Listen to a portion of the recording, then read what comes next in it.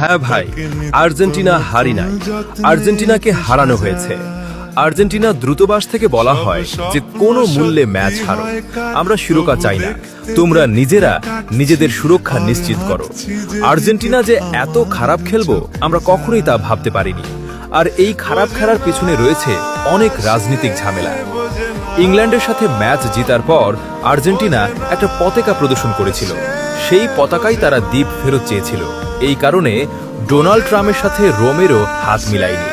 আমি নিশ্চিত চিকি তাপিয়া জাতীয় দলকে ছেড়ে দিতে রাজি ছিলেন না, মেসিও ছিলেন না, কিন্তু তাদের সামনে আর কোনো উপায় ছিল না। জানো গতকাল দল কি করেছিল? তারা প্রথম গোল খাওয়ার অপেক্ষায় মাঠে নেমেছিল। তারা মাঝমাঠও পার হচ্ছিল না, একটা পাসও ঠিকমতো দিতে পারছিল না, বল চাইতেও চাইছিল না। আর সৌভাগ্য যে লাউতারও খেলেনি। সে এমন কিছুর বাইরে ছিল যা আমাদের কারণে নয়, বাইরের কোনো কারণে ঘটেছিল। গতকালকে লাউতারোকে খেলতে নিষেধ করা হয়েছিল, যে ইংল্যান্ডের বিপক্ষে গোল করেছিল, যে ইংল্যান্ড ও মিশর দুই দলকেই হারিয়েছিল। আরেকটি গণমাধ্যমে আসে যে বিশ্বকাপকে বয়কট করো বলেন উয়েফা সভাপতি।